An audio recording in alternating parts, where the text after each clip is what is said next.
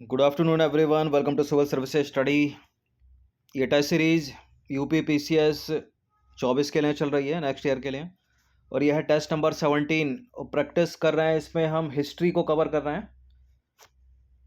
ठीक है, जब स्टार्ट किया था हमने टेस्ट नंबर 1 से, तो हमने हिस्ट्री स्टार्ट की थी, इसमें इतिहास, और उसमें भी एनशिएंट से स्टार्ट कर रहे हैं। ठीक है, जो टॉपिक वाइज है, सब्जेक्ट वाइज है। बीच बीच में तो प्रश्न मिलते रहेंगे, टेस्ट मिलते रहेंगे। बीच बीच में पॉलिटिका भी मिल सकता है, बीच बीच में मिक्स प्रश्न भी मिल सकते हैं, करंट अफेयर्स भी हो सकती है, उसमें जनरल साइंस हो सकती है, एनवायरनमेंट इकोलॉजी हो सकती है, और ज्योग्राफी हो सकती है। तो पिछले कुछ टेस्ट में हमने हिस्ट्री में जो है ये टॉपिक कवर किए हैं, जैसे कि वैदिक संस्कृति और साहित्य तथा 16 महाजनपद, सिंधु घाटी की सभ्यता से सवाल बनाए हमने। इतिहास के प्रमुख स्रोत, पुरातात्विक, साहित्यिक और विदेशी यात्रियों के विवरण से सवाल बनाए। धार्मिक क्रांति, बौद्ध धर्म एवं जैन धर्म, ये यूपीएससी का भी फेवरेट है, हर साल प्रश्न बनते हैं इस पे। प्रागैतिहासिक काल, भारत के प्रमुख सांस्कृतिक संस्थान, प्राचीन विज्ञान और प्रौद्योगिकी, ठीक है, तथा भारत में मेले तथा एवं त्योहार। प्राचीन विज्ञान और प्रौद्योगिकी कौन सी? उस समय की, जब चरक थे, सुश्रुत थे, धन्वंतरी थे। और आज का टॉपिक है हमारा ये वाला, प्रमुख भारतीय भाषाएं और भारत में धर्म। प्रमुख भारतीय भाषाएं कौन सी? जैसे कि भारत में कितनी भाषाओं को क्लासिकल लैंग्वेज यानी शास्त्रीय भाषाओं का दर्जा प्राप्त है। ठीक है, कौन कौन से वो मानदंड हैं जिससे किसी भाषा को शास्त्रीय भाषा का दर्जा दिया जाता है। अगर कोई शास्त्रीय भाषा है तो उसको ये दर्जा कब दिया गया? 2014 में दिया गया, 13 में दिया गया, 4 में दिया गया, 5 में। ये सब इम्पोर्टेंट है और इससे सवाल बनते हैं। तो चलिए स्टार्ट करते हैं। Test number 17 full test series आप ज्वाइन कर सकते हो। ठीक है, फुल ईयर के लिए 599 में, जो कि एक पीडीएफ सीरीज़ है, टेलीग्राम पर आपको मिलेगी। बाकी साथ ही आर ओ की भी टेस्ट सीरीज चल रही है, उसका भी लाभ उठाते रहिएगा। तो आज का टॉपिक है प्रमुख भारतीय भाषाएं और भारत में धर्म। ठीक है, तो इससे क्वेश्चन नंबर 1 जो बनेगा, भारतीय भाषाओं के संदर्भ में निम्नलिखित कथनों पर विचार कीजिए। पाली, मलयालम और हिंदी शास्त्रीय भाषाएं हैं। और दूसरा स्टेटमेंट है, भारत में कुल 5 भाषाओं को शास्त्रीय भाषा का दर्जा प्रदान किया गया है या प्राप्त है। कौन सा इनकरेक्ट स्टेटमेंट इसमें से ढूंढना है जो असत्य कथन है। ठीक है, शास्त्रीय भाषा यानी क्लासिकल लैंग्वेज। तो मलयालम को क्लासिकल लैंग्वेज है, शास्त्रीय भाषा का दर्जा प्राप्त है। हिंदी शास्त्रीय भाषा नहीं है, ना ही पाली शास्त्रीय भाषा है। तो पहला स्टेटमेंट गलत हो गया। भारत में कुल 5 नहीं बल्कि 6 भाषाओं को शास्त्रीय भाषा एक क्लासिकल लैंग्वेज का दर्जा प्राप्त है। तो दोनों के दोनों इनकरेक्ट स्टेटमेंट है। इनकरेक्ट पूछ रहा है तो सी आंसर होगा इसका। देखिए, भारत में कुल 6 भाषाओं को शास्त्रीय भाषा का दर्जा प्राप्त है। कौन कौन सी? संस्कृत, तमिल, कन्नड़, तेलुगु, मलयालम और उड़िया। ठीक है, क्लासिकल लैंग्वेज का दर्जा इनको प्राप्त है। तो दोनों के दोनों स्टेटमेंट गलत हैं, सी है इसका आंसर। अब एक प्रश्न बनता है ये वाला, किसी भाषा को शास्त्रीय भाषा या क्लासिकल लैंग्वेज का दर्जा दिलाने के लिए निम्नलिखित में से किन शर्तों को पूरा करना आवश्यक है। पहला है, इसके प्रारंभिक ग्रंथों तथा अभिलिखित इतिहास की जो प्राचीनता है वो 1500 से 2000 वर्ष से भी अधिक अवधि की होनी चाहिए, और उस भाषा की मौलिक साहित्यिक परंपरा होनी चाहिए। दूसरा स्टेटमेंट यह है। तो किसी भाषा का जो इतिहास है, उसके जो ग्रंथ हैं वो 1500 से 2000 वर्ष से भी अधिक अवधि का होना चाहिए, करेक्ट है पहला स्टेटमेंट। और उस भाषा की जो मौलिक साहित्यिक परंपरा है वो होनी चाहिए। तो बिल्कुल दोनों के दोनों मानदंड हैं ये किसी भाषा को शास्त्रीय भाषा का दर्जा देने के लिए। सी है इसका आंसर। देखिए, भारत की जो भाषाई विविधता है उसकी पहचान तथा सम्मान करते हुए संविधान की 8वीं अनुसूची में 22 भाषाओं को सम्मिलित किया गया है। अब संविधान की 8वीं अनुसूची में तो 22 भाषाएं, लेकिन सारी की सारी भाषाओं को साहित्यिक भाषा का दर्जा तो प्राप्त है, शास्त्रीय भाषा का दर्जा तो प्राप्त है नहीं। ठीक है, उनमें से कुछ ही भाषाएं, कुछ ही मतलब 6 भाषाएं हैं जिनको केवल शास्त्रीय भाषा का दर्जा प्राप्त है। तो भारतीय भाषाओं की प्राचीन साहित्यिक परंपरा का संरक्षण तथा संवर्धन करने हेतु केंद्र सरकार के द्वारा उन्हें शास्त्रीय भाषा यानी क्लासिकल लैंग्वेज का दर्जा प्रदान किया जाता है। ठीक है, और शास्त्रीय भाषा का दर्जा प्राप्त करने के लिए आधिकारिक मानदंडों के अनुसार उस भाषा के आरंभिक ग्रंथों या अभिलिखित इतिहास की प्राचीनता कितनी होनी चाहिए? 1500 से 2000 वर्षों की होनी चाहिए। और उस भाषा में प्राचीन साहित्य या ग्रंथों का एक ऐसा समूह होना चाहिए जिसे उस भाषा के बोलने वालों की पीढ़ियों द्वारा अमूल्य विरासत समझा जाता रहा है। उस भाषा के साहित्य की एक मौलिक साहित्यिक परंपरा होनी चाहिए जो किसी अन्य भाषिक समुदाय यानी स्पीच कम्युनिटी से ना ली गई हो। देखिए, चूंकि शास्त्रीय भाषा और साहित्य आधुनिक भाषा और साहित्य से अलग है, इसलिए शास्त्रीय भाषा और उसके परवर्ती रूपों में विच्छिन्नता हो सकती है। अब आ जाइए क्वेश्चन नंबर 3। ये एक स्टेटमेंट वाला प्रश्न है। पहला स्टेटमेंट है, भारत की राष्ट्रीय भाषा हिंदी है और भारत के सभी राज्यों तथा केंद्र शासित प्रदेशों को 8वीं अनुसूची में सूचीबद्ध भाषाओं में से किसी एक को राजभाषा के रूप में अपनाना आवश्यक है। आवश्यक है, अनिवार्य है, ये चीज़ें, इस तरह की चीज़ें, इस तरह के स्टेटमेंट बाउंड करते हैं, ठीक है, जो अधिकतर गलती हो जाते हैं। यानी दूसरा स्टेटमेंट कह रहा है, भारतीय संविधान की 8वीं अनुसूची में 22 भाषाएं, इन 22 भाषाओं में से किसी न किसी एक भाषा को किसी एक राज्य के द्वारा अपनी राजभाषा के रूप में अपनाना आवश्यक है, जो कि गलत है स्टेटमेंट। ठीक है, मिजोरम इसका अपवाद है, और भी राज्य हैं इसका अपवाद है, और हिंदी भारत की कोई राष्ट्रीय भाषा नहीं है, गलत है पहला स्टेटमेंट। तो दोनों के दोनों गलत हैं, सी है इसका आंसर। दोनों के दोनों गलत हैं, तो डी है इसका आंसर। देखिए, पहला वाला स्टेटमेंट गलत है, क्योंकि भारत की कोई राष्ट्रीय भाषा है ही नहीं, और संविधान में राष्ट्रीय भाषा की व्याख्या भी नहीं की गई है।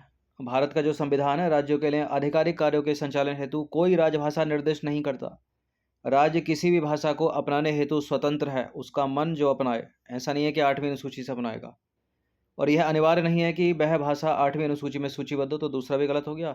अनेक राज्यों ने ऐसी भाषा को राजभाषा के रूप में अपनाया है जो 8वीं अनुसूची में सूचीबद्ध है ही नहीं। फॉर एग्जाम्पल हम देखेंगे, त्रिपुरा ने कोक बोरोक भाषा को अपना रखा है, पुदुचेरी ने फ्रांसीसी को अपना रखा है, मिजोरम में मिजो को अपना रखा है, और नागालैंड तथा मेघालय ने अंग्रेजी को अपना रखा है।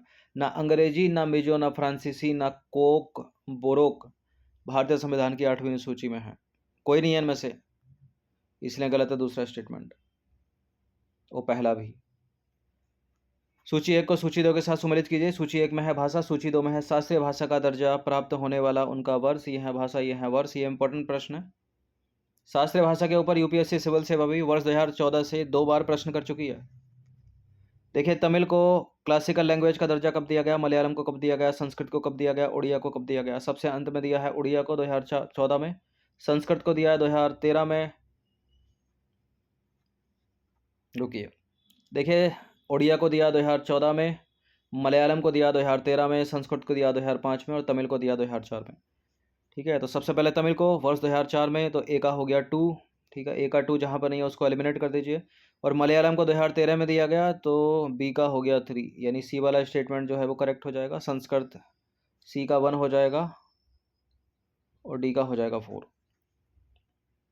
यह है शास्त्रीय भाषा, यह है वर्ष। तमिल को दिया गया 2004 में, तमिल संस्कृत को दिया गया 2005 में, तेलुगु को दिया गया 2008 में, 2008 में ही एक और कन्नड़ को दिया गया, मलयालम को 2013 में दिया गया, और वर्ष 2014 में दिया गया उड़िया को।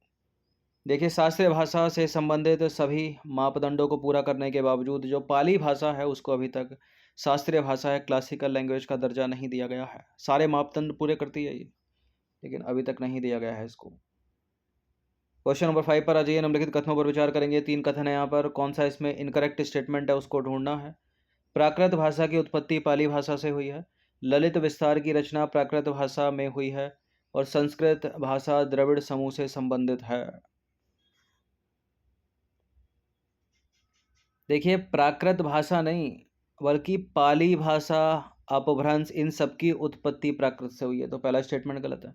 ललित विस्तार की रचना प्राकृत भाषा में हुई है, ये गलत है। संस्कृत भाषा द्रविड़ समूह से संबंधित नहीं है, तीनों के तीनों स्टेटमेंट गलत हैं, इसलिए डी है इसका आंसर 1 2 3। देखिए, पाली हो गया, अपभ्रंश हो गया, अर्धमागधी हो गई, इन सभी भाषाओं की उत्पत्ति खुद प्राकृत से हुई है, ना कि प्राकृत की पाली से, तो पहला गलत है।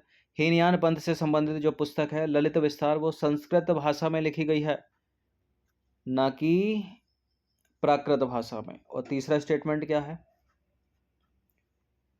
मतलब पहला गलत हो गया, दूसरा गलत हो गया। संस्कृत भाषा का संबंध प्राचीन भारतीय आर्य समूह से है, ना कि दक्षिण से, द्रविड़ियन से।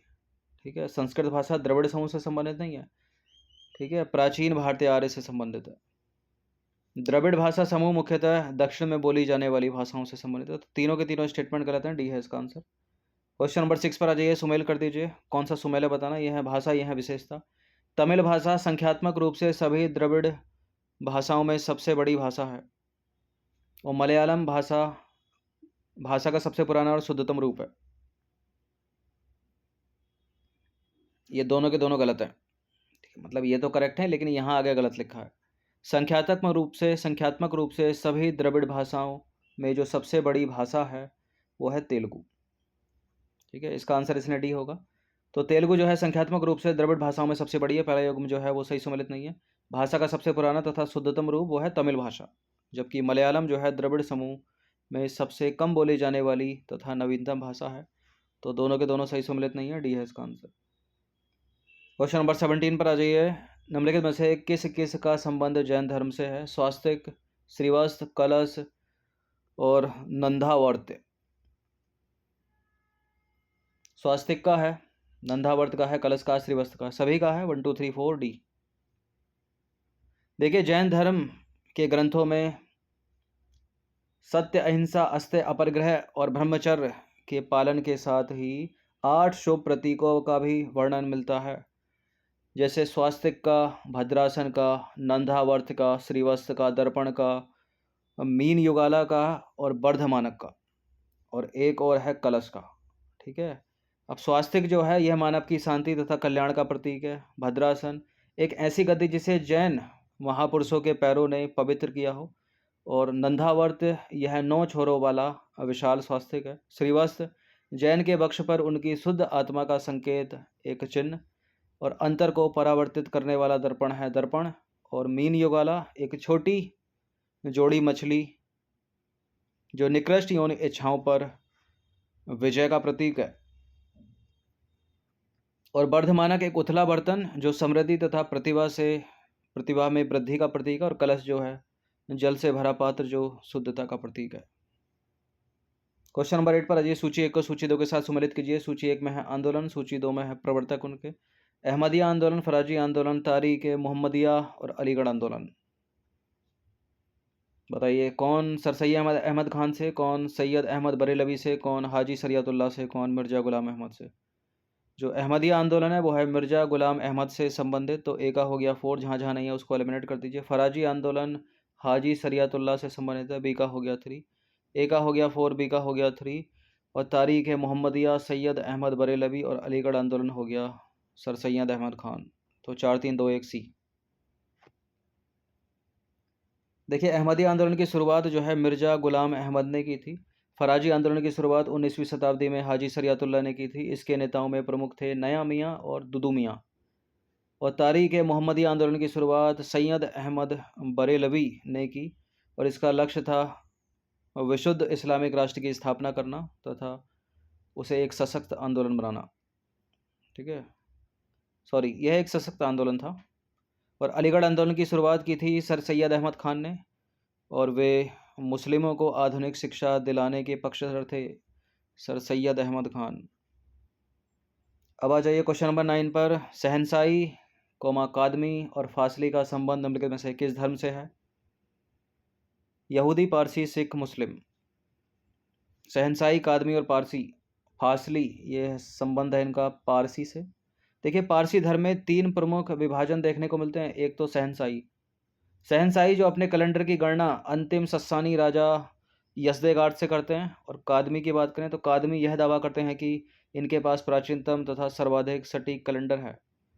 और तीसरे हो गए पासली जो है परंपरागत पारसी कैलेंडर का पालन करते हैं। अब आ जाइए क्वेश्चन नंबर 10 पर। तोरा या तोहरा ग्रंथ का संबंध निम्नलिखित में से किस धर्म से है? जैन, मुस्लिम, पारसी, यहूदी। इसका आंसर है यहूदी से, ऑप्शन नंबर ए है इसका आंसर। तो यहूदी धर्म के पवित्र ग्रंथ को तोरा या तोराह कहा जाता है। यह बाइबल के ओल्ड टेस्टामेंट भाग से संबंधित पहली 5 किताबों में से एक है। और इनके पृथक प्रार्थना कक्ष या आराधना स्थल जो है वो साइनागॉग्स होते थे। क्वेश्चन नंबर 11 पर अजय निम्नलिखित में से कौन सा संस्थान या कौन से संस्थान शास्त्रीय भाषाओं के लिए समर्पित हैं? राष्ट्रीय संस्कृत संस्थान, महर्षि संदीपनी राष्ट्रीय वेदा विद्या संस्थान, श्री लाल बहादुर शास्त्री राष्ट्रीय संस्कृत विद्यापीठ। देखिए तीनों के तीनों हैं ये 1 2 3, इसका आंसर हो जाएगा ऑप्शन नंबर डी। तो वर्ष 2019 में संस्कृति मंत्रालय ने उन संस्थानों को सूचीबद्ध किया था जो शास्त्रीय भाषाओं के लिए समर्पित हैं, ठीक है। फॉर एग्जाम्पल ये तीनों के तीनों जो स्टेटमेंट में थे वो संस्कृत के थे, तो संस्कृत के लिए राष्ट्रीय संस्कृत संस्थान जो कि नई दिल्ली का है, महर्षि संदीपनी राष्ट्रीय वेदा विद्यापीठ प्रतिष्ठान उज्जैन में यानी एमपी में, और राष्ट्रीय संस्कृत विद्यापीठ तिरुपति, और श्री लाल बहादुर शास्त्री राष्ट्रीय संस्कृत विद्यापीठ नई दिल्ली में। ठीक है, एक चीज़ को यहाँ ऐड ऑन कर देते हैं, संस्कृत भाषा को लेकर निम्नलिखित में से कौन से संस्थान संस्कृत शास्त्रीय भाषाओं के लिए समर्पित है, या शास्त्रीय भाषा संस्कृत के लिए समर्पित है। तीनों के तीनों हैं ये, और साथ दो और। तो 11 प्रश्न थे, ये टॉपिक हमारा कवर हो गया है, इससे ज़्यादा प्रश्न इससे बन नहीं सकते। ठीक है, नेक्स्ट टॉपिक में नेक्स्ट टेस्ट में नेक्स्ट टॉपिक। ठीक है, तो प्रैक्टिस करते रहिएगा, फुल टेस्ट सीरीज प्राप्त कर सकते हो आप। ये नंबर इस पर कॉल या व्हाट्सएप करके। धन्यवाद।